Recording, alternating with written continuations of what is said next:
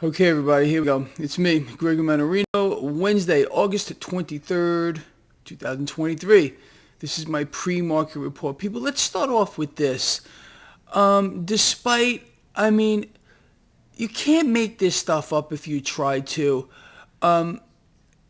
What we're hearing out of the mouths of this absolute complete freak show, more specifically out of Christine Lagarde, okay? We just got news out of the Eurozone. I'm at a loss for words. It couldn't possibly be worse.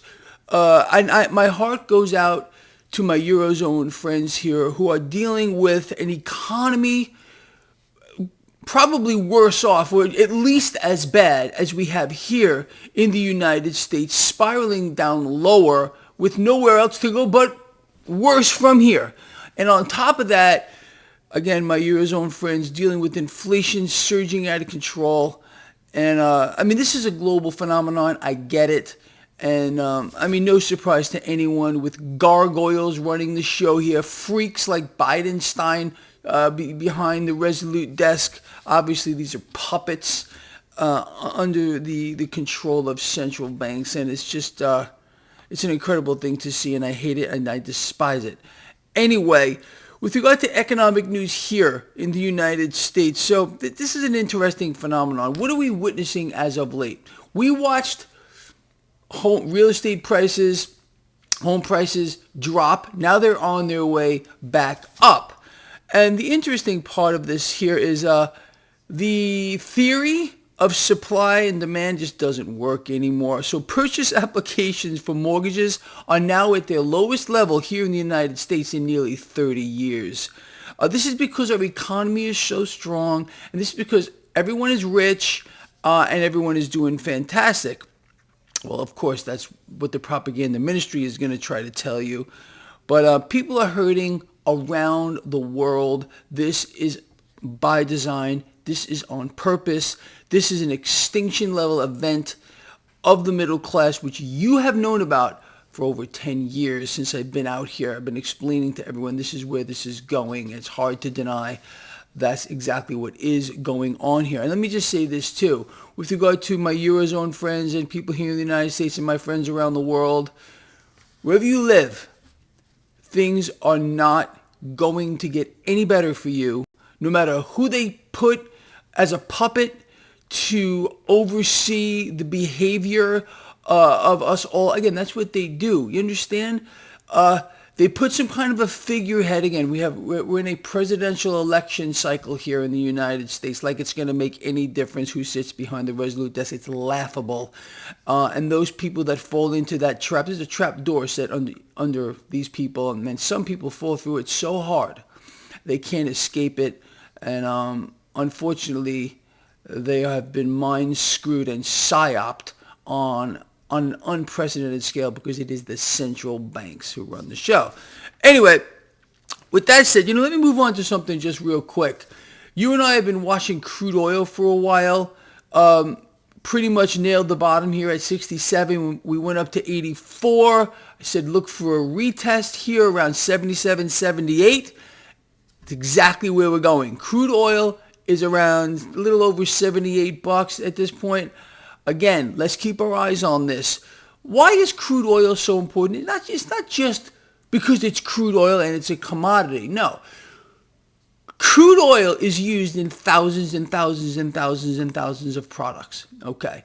The higher crude oil goes, the worse inflation is going to get. Now, crude oil is the lifeblood of the system. It's the lifeblood of the military-industrial complex.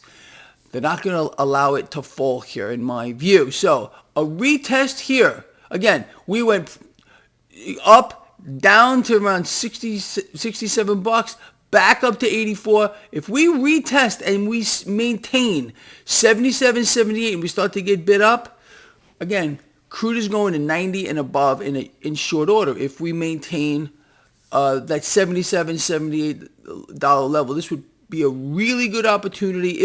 Keep your eyes on this, my oil traders out here. This would be a really good opportunity to buy more.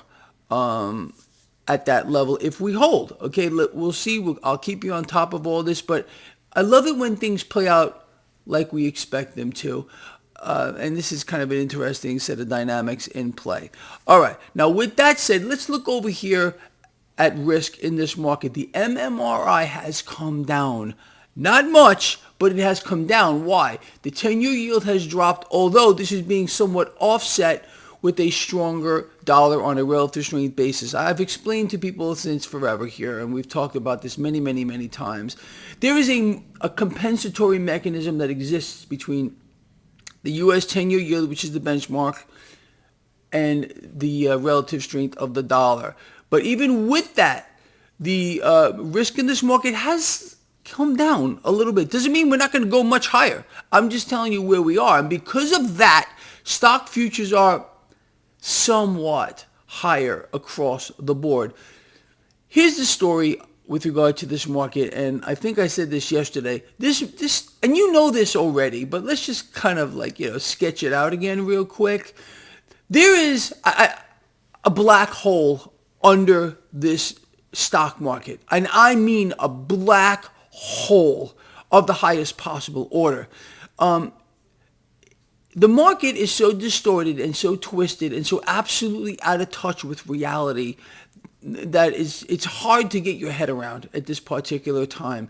We have today, I want you to think about this, home values, which are as high today, home affordability so far out of the reach of the average guy and the average girl. We haven't seen this since the last meltdown, okay?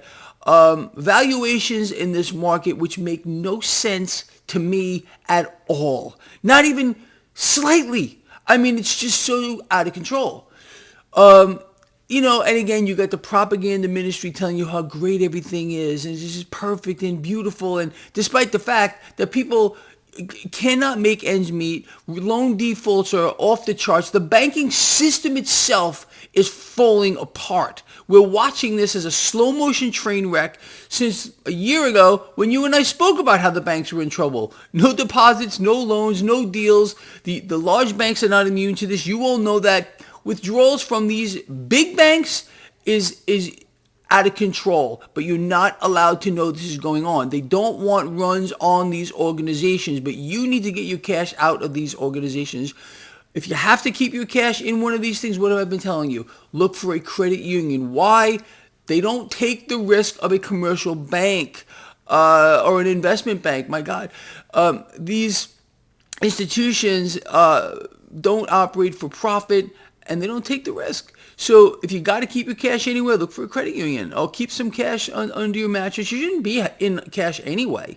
You should be owning assets, hard assets. The currency is under attack. You all know this. It's been under attack since forever now. Central banks are in a race to the bottom to see who can destroy their currency faster. Something I have drilled into all of your heads for years.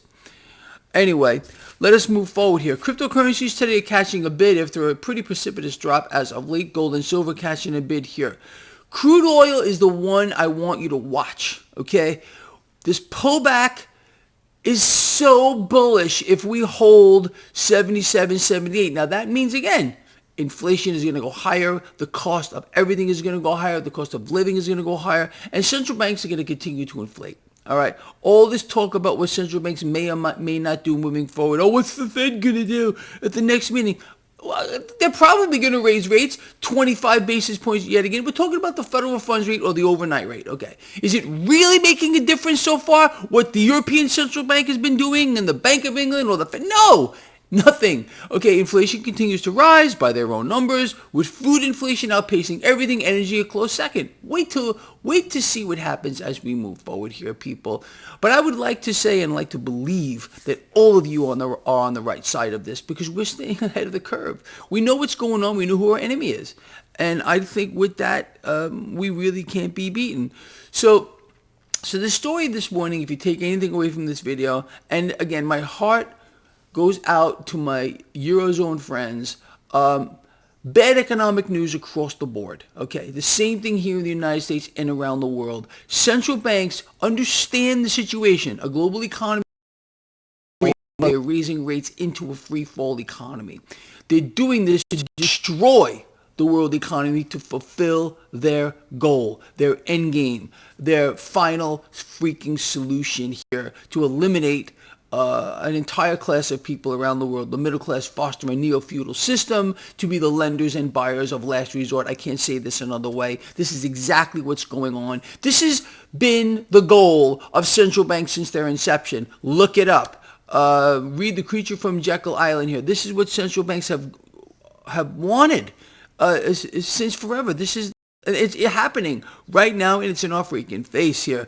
So again, purchase applications for mortgages at their lowest level in 30 years. A global economy which is frankly done, and we'll get more done moving forward. The pressure on people is going to get much worse. The availability of credit to small businesses is going to be harder and harder to get as the corporate agenda gets fulfilled. You all know that. We're watching it in front of our face. Where's the revolution? Where is the outcry? Where's the revolt? Nowhere.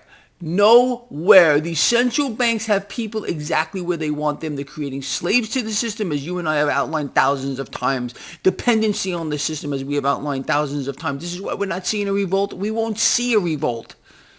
There's a revolt in people's minds going on because they think it's going to matter. Whoever they put behind the Resolute desk. Oh, a whole utopian society is going to develop. Everything's going to be beautiful, and central banks are going to go away. Sure they are. Yeah, we heard that story before too. All right, people. We know what's going on, and I'm very happy to say that. All right, look, I'm going to let you all go.